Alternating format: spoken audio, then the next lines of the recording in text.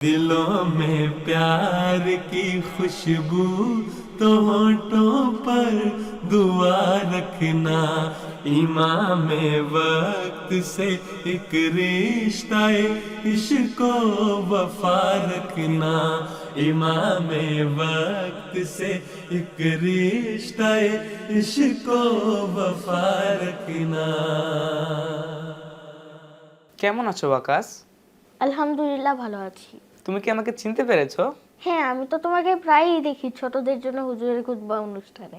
আমিও কিন্তু তোমাকে দেখি, তুমি আমাদের জন্য নিয়মিত সুন্দর সুন্দর ভিডিও বার্তা পাঠাও, মাশাআল্লাহ। জাযাকাল্লাহ।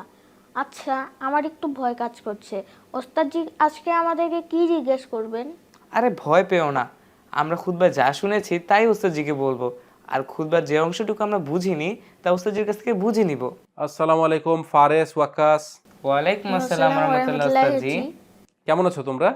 আলহামদুলিল্লাহ আমরা ভালো আছি। আপনি কেমন আছেন উস্তাদজি? আলহামদুলিল্লাহ আমিও ভালো আছি। ওয়াকাস, তো আজকে প্রথমবার আমাদের অনুষ্ঠানে আসলে এবং তুমি বেশ দূর থেকে নরসিংদী থেকে কষ্ট করে এসেছো, তোমার কোনো কষ্ট হয়নি তো আসতে? জি না ওস্তাদজি, আমি এখানে এসে খুব ভালোই বোধ করছি। খুব ভালো বলেছো, আমাদেরও খুব ভালো লাগছে তুমি আমাদের অনুষ্ঠানে এসেছো। আসসালামু আলাইকুম রহমতুল্লাহ বারাকাতুহু। ছোট বন্ধুরা, তোমাদেরকে আবারও স্বাগত জানাচ্ছি ছোটদের জন্য হুজুরের খুতবা অনুষ্ঠানের একটা নতুন পর্বে। তোমরা দেখতে পাচ্ছ আজকে আমাদের সাথে এই অনুষ্ঠানে রয়েছে তোমাদেরই একজন চেনা মুখ, ওয়াকাস আহমদ।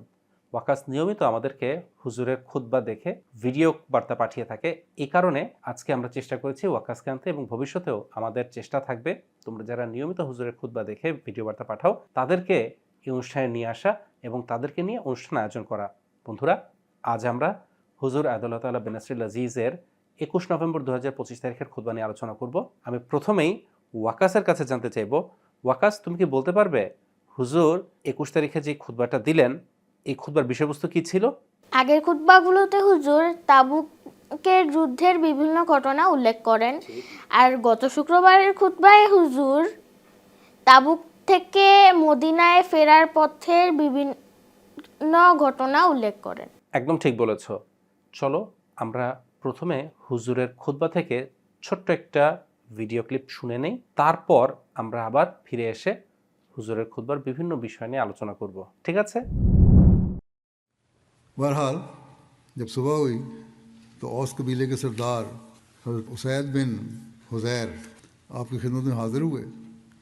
हजूर सल्लल्लाहु अलैहि वसल्लम ने उन्हें बताया कि गुज़श्ता शब बाद मुनाफ़िकीन ने यह इरादा किया था कि वो घाटी में हजूर का पीछा करेंगे और रात की तारीकी में ऊँटनी का तंग काट देंगे और उसे नोकदार चीज़ चुभवाएंगे कि वो तेज़ चले, यहाँ तक कि वो मुझे मेरी ऊँटनी से गिरा देंगे। इस पर हज़रत उसैद ने अर्ज़ किया कि या रसूलल्लाह सल्लल्लाहु अलैहि वसल्लम, हर कबीले को हुक्म दें कि वो इस शख्स को कत्ल कर दे जो इस साजिश में शरीक था। और जोश में आकर कहने लगे, या रसूलल्लाह सल्लल्लाहु अलैहि वसल्लम, ऐसे लोगों को यूं ही छोड़ दिया जाएगा? हम कब तक इनसे मदानत करेंगे? हालांकि आज वो यानी मुनाफिक किल्लत में है और जलील हो चुके हैं और इस्लाम ने कदम जमा लिए हैं। रसूलुल्लाह सल्लल्लाहु अलैहि वसल्लम ने इस पर फरमाया, मैं पसंद नहीं करता कि लोग कहें कि जब उसके यानी यहाँ सल्लल्लाहु अलैहि वसल्लम के और मुशरिकीन के दरमियान जंग ख़त्म हुई तो मोहम्मद सल्लल्लाहु अलैहि वसल्लम ने अपने असहाब को कत्ल करना शुरू कर दिया। हज़रत उसैद ने अर्ज़ किया, या रसूलल्लाह, ये लोग असहाब नहीं हैं, हमारे आपके साथी कब हैं? रसूलुल्लाह सल्लल्लाहु अलैहि वसल्लम ने फरमाया, क्या वो ला इलाहा इल्लल्लाह की शहादत का इजहार नहीं करते?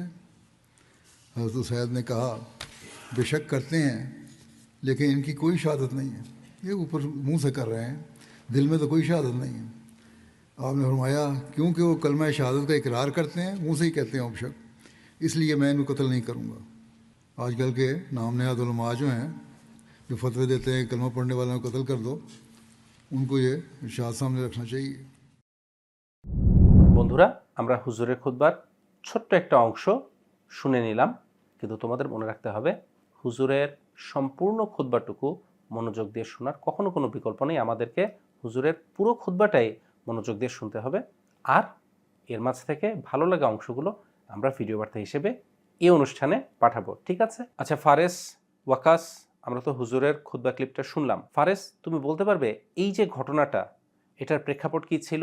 ইহুদি, খ্রিস্টান আর মুনাফিকরা তো দীর্ঘদিন ধরেই মহানবী সাল্লাল্লাহু সাল্লামকে হত্যা করার ষড়যন্ত্র করেছিল। তারা ব্যর্থ হয়েও ক্ষান্ত হয়নি।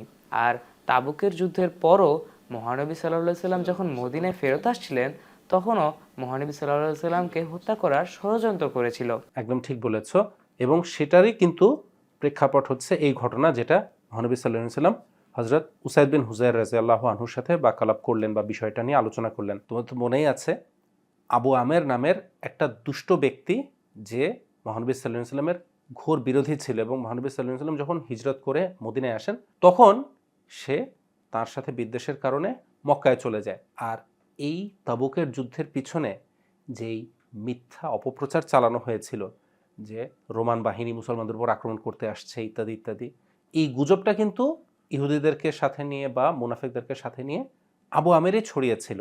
আর সে নিজে গিয়েছিল রোমান বাদশার কাছে যে তাদেরকে কোনোভাবে প্ররোচিত করে, উত্তেজিত করে মুসলমানদের উপর আক্রমণ করানো যায় কিনা।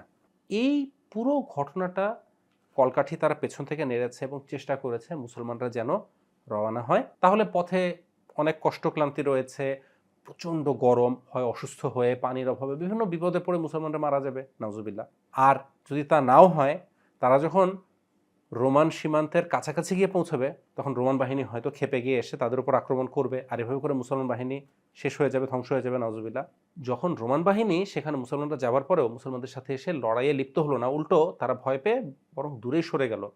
আর আশেপাশের সব খ্রিস্টান গোত্রগুলো বা অন্যান্য ধর্মের যারা গোত্র ছিল, তারা মুসলমানদের সাথে এসে ভয় পেয়ে সন্ধি করে নিল এবং বলল যে আমরা যুদ্ধ কর বা জিজিয়া দিতে প্রস্তুত। এই সব কিছু হচ্ছে ইসলামের বিজয়ের লক্ষণ। তাহলে মুনাফিকদের সব ষড়যন্ত্র তখন ভেস্তে গেল না? এই কারণে তারা শেষ একটা চেষ্টা চালালো, এবং এই কারণে মুনাফিকরা তাদের কিছু লোক মুসলমান বাহিনীতে রেখে দিয়েছিল। বড় বড় মুনাফিকরা তো কেউ আসেনি, এসেছিল ওয়াকাস, জি না ওস্তাদ জি। তারা আসেনি, কিন্তু তাদের কিছু সাঙ্গপাঙ্গ তারা এই যুদ্ধে পাঠিয়েছিল। তাদেরকে দিয়ে তারা এই কাজটা করানোর ষড়যন্ত্র আগে থেকেই করে রেখেছিল। ফারেস, মনে আছে মুনাফিকরা কি ষড়যন্ত্র করেছিল? জি ওস্তাদ জি, তারা মহানবী সাল্লাল্লাহু সাল্লামের উটকে ভয় দেখিয়ে বা আঘাত করে খাদে ফেলে দিতে চেয়েছিল। ঠিক। আর এভাবে করে নাউজুবিল্লাহ যদি রাসূলুল্লাহ সাল্লাল্লাহু আলাইহি সাল্লাম নিহত হতেন, তাহলে তাদের উপর দায় পড়তো না।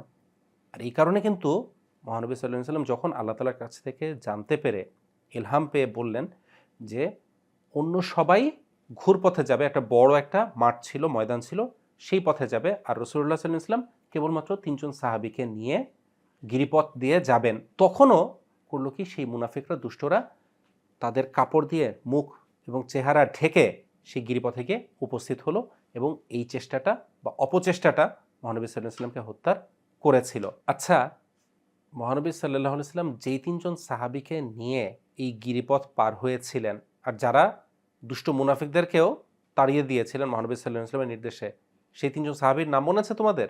জি ওস্তাদ জি।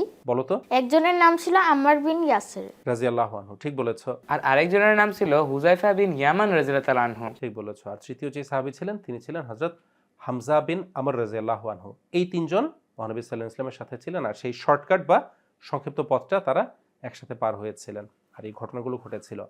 আচ্ছা ওয়াকাস, তোমার কোনো ভালো লাগা ঘটনা আছে খুতবা থেকে? জি ওস্তাদ জি। বলো তো আমাদেরকে। মদিনায় ফেরত আসার সময় মহানবী সাল্লাল্লাহু আলাইহি সাল্লাম বলেন যে তোমাদের কিছু ভাই নিজ সমস্যার কারণে এখানে আসতে পারেননি, কিন্তু তারা আমাদের সবটুকু সফরে উপস্থিত ছিলেন। ঠিক। তখন সাহাবীরা জিজ্ঞেস করলেন যে তারা তো আমাদের সঙ্গে আসেননি, তাহলে তারা কিভাবে আমাদের সঙ্গে উপস্থিত ছিলেন? তখন মহানবী সাল্লাল্লাহু আলাইহি সাল্লাম বলেছিলেন তারা নিজের সমস্যার কারণে আসতে পারেনি, কিন্তু তারা তোমাদের জন্য দোয়া করেছিল, এবং তাদের দোয়া আমাদের অস্ত্রের থেকেও অনেক শক্তিশালী। একদম ঠিক বলেছ। দেখো, এই ঘটনাটা একটা অত্যন্ত গভীর মর্মকথার দিকে আমাদেরকে দৃষ্টি আকর্ষণ করছে। মুসলমানদের দোয়া পৃথিবীর যে কোনো অস্ত্রের চেয়ে অনেক বেশি শক্তিশালী। বর্তমান যুগে আমেরিকা, রাশিয়া যেরকম বড় বড় পরাশক্তি, সেই যুগে রোমান সাম্রাজ্য ছিল এরকমই একটা বড় পরাশক্তি।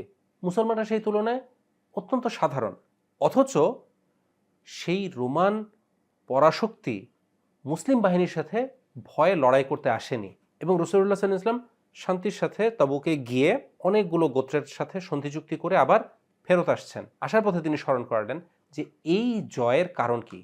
মহানবী সাল্লাল্লাহু আলাইহি ওয়াসাল্লাম নিজে দোয়া করতেন এবং তিনি সাহাবীদেরকে দোয়া করা শিখিয়েছিলেন, এবং এটাই তিনি সাহাবীদেরকে আবার স্মরণ করালেন যে দোয়াই আমাদের মুসলমানদের সবচেয়ে বড় এবং প্রধানতম অস্ত্র। তোমাদের ভাইয়েরা যারা বাস্তবিক কোনো সমস্যার কারণে যুদ্ধে আসতে পারেনি, কিন্তু তাদের মনে বেদনা ছিল, তারা আসতে পারেনি, তারা দুঃখিত হয়ে তোমাদের জন্য দোয়া করেছে, এবং তাদের দোয়া আমাদের অস্ত্রের চেয়ে অনেক বেশি শক্তিশালী সাব্যস্ত হয়েছে। তাদের দোয়ার বরকতে, আমাদের দোয়ার বরকতে আমরা এই অভিযান সফলভাবে শেষ করে ফেরত আসছি। এটা থেকে আমরা কি বুঝলাম? যে আমাদের সবসময় আল্লাহর প্রতি, আল্লাহর কাছে দোয়া করা উচিত। অবশ্যই। এবং আহমদিয়াদের জন্য হযরত মসিহ মাউদ আলাইহিস সালাম এটা শিখিয়েছেন। রাসূলুল্লাহর উম্মত হিসেবে আমরা এই জিনিসটাই শিখেছি যে আমাদেরকে দোয়া করতে হবে। দোয়াই আমাদের মূল অস্ত্র এবং সবচেয়ে বড় অস্ত্র। বন্ধুরা, এখন আমরা তোমাদের পাঠানো ভিডিও বার্তাগুলো দেখব, যেগুলো আমাদের এই অনুষ্ঠানের মূল আকর্ষণ। আল্লাহ বলেছেন, হযরত মুহাম্মদ সাল্লাল্লাহু আলাইহি ওয়াসাল্লামকে মুনাফিকদের জানাজা পড়ানো যাবে না। হুজুর বলেন, তাবুক থেকে মদিনায় যাওয়ার পথে মুনাফিকরা রাতের আঁধারে একটি উঁচু গিরিপথ থেকে মহানবী সাল্লাল্লাহু আলাইহি ওয়াসাল্লামকে তার উট সহ খাদে ফেলে দেওয়ার চেষ্টা করেন, কিন্তু আল্লাহ তাআলার নির্দেশে মহানবী সাল্লাল্লাহু আলাইহি ওয়াসাল্লামের প্রাণ রক্ষা পান। মহানবী সাল্লাল্লাহু আলাইহি ওয়াসাল্লাম ষড়যন্ত্রকারীদের পরিচয় কেবল হুযায়ফা রাদিয়াল্লাহু তাআলা আনহু এর কাছে প্রকাশ করেন, কিন্তু তিনি কাউকে প্রকাশ্য শাস্তি দেননি। মুনাফিকরা মুসলমানদের ক্ষতি করার জন্য একটি মসজিদ নির্মাণ করেছিলেন, যাকে মসজিদে জিরা বলা হয়। সূরা তওবার 107 নং আয়াতে এর সম্পর্কে উল্লেখ আছে। আসসালামু আলাইকুম ওয়া রাহমাতুল্লাহি ওয়া বারাকাতুহু। গত শুক্রবার খুতবায় হুজুর বলেন, যারা মুখে কালেমা লা ইলাহা ইল্লাল্লাহ পড়বে, মহানবী সাল্লাল্লাহু আলাইহি ওয়াসাল্লাম তাদেরকে হত্যা করতে নিষেধ করেছেন। মুনাফিকদের মসজিদ বানানো নিয়ে হুজুর খুতবায় একটি ঘটনা বলেছেন, তাকে তোমার মনে আছে? হ্যাঁ, এই মসজিদটিকে মসজিদে জিরার বলা হয়। আচ্ছা ওস্তাদজি, এটি তো একটি মসজিদ ছিল, এটিকে কেন পুড়িয়ে ফেলা হলো? খুব ভালো প্রশ্ন করেছো আকাশ। দেখো, মসজিদে জিরারের ব্যাপারে রাসূলুল্লাহ সাল্লাল্লাহু আলাইহি ওয়াসাল্লাম কিন্তু আগে জানতেন না যে এটা মুনাফিকদের ষড়যন্ত্রের একটা আড্ডাখানা হচ্ছে। মহানবী সাল্লাল্লাহু আলাইহি ওয়াসাল্লামের কাছে আল্লাহ তাআলা কোরআনের ওহী অবতীর্ণ করেন, যেটা ছিল সূরা তওবার 107 নম্বর আয়াত, এবং জানিয়ে দেন যে এই মসজিদটা মসজিদে জিরার, অর্থাৎ মুসলমানদের ক্ষতির উদ্দেশ্যে নির্মিত একটা মসজিদ। এবং মহানবী সাল্লাল্লাহু আলাইহি ওয়াসাল্লামকে বলে দেন, তুমি কখনো সেই মসজিদে দাঁড়াবে না, নামাজ পড়বে না। তখন মহানবী সাল্লাল্লাহু আলাইহি ওয়াসাল্লাম কয়েকজন সাহাবীকে, হাদিস থেকে যাদের নাম জানা যায়, মান বিন আদি এবং মালিক বিন দুকশম রাদিয়াল্লাহু আনহুমা, তাদের সাথে আরও কয়েকজন সাহাবীকে পাঠান সেই মসজিদটিকে ধ্বংস করার জন্য। এজন্য তারা এসে এই ষড়যন্ত্রমূলক মুনাফিকি মসজিদ, যেটা ইসলামের বিরুদ্ধাচরণে বানানো ছিল এবং ইসলামের শত্রুতার জন্যই বানানো হয়েছিল, সেই মসজিদটিকে ধ্বংস করে দেন, পুড়িয়ে দেন। কিন্তু একটা মজার কথা জানো, মহানবী সাল্লাল্লাহু আলাইহি ওয়াসাল্লাম কিন্তু সেই মুনাফিকদেরকে সরাসরি কোনো শাস্তি দেননি। তিনি চাইলে তাদেরও বিচার করতে পারতেন, কিন্তু মহানবী সাল্লাল্লাহু আলাইহি ওয়াসাল্লাম দেখালেন যে তাদের বিচার করা হলো না, তাদের ষড়যন্ত্রের যে ঘাঁটি সেটাকে খালি গুড়িয়ে দেওয়া হলো, পুড়িয়ে দেওয়া হলো। বুঝতে পেরেছ? এবার তোমাদের জন্য একটা ছোট্ট কুইজ। হয়তো প্রশ্নটা একটু কঠিন হতে পারে, তারপরেও দেখা যাক তোমরা কতটুকু মনোযোগ দিয়ে শুনেছ।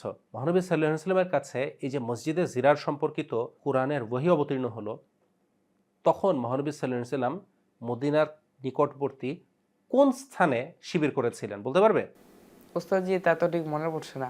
ঠিক আছে, ওয়াকাস তোমার মনে পড়ছে? না, আমারও মনে পড়ছে না। ঠিক আছে, সেই স্থানটির নাম ছিল জি আওয়ান।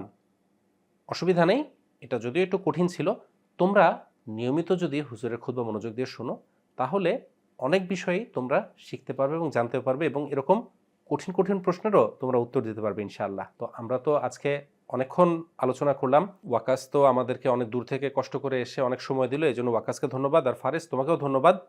বন্ধুরা, তোমাদেরকেও ধন্যবাদ যারা এতক্ষণ অনুষ্ঠান দেখেছো। পরবর্তী অনুষ্ঠান দেখার আমন্ত্রণ জানিয়ে আজকে এখানেই শেষ করছি।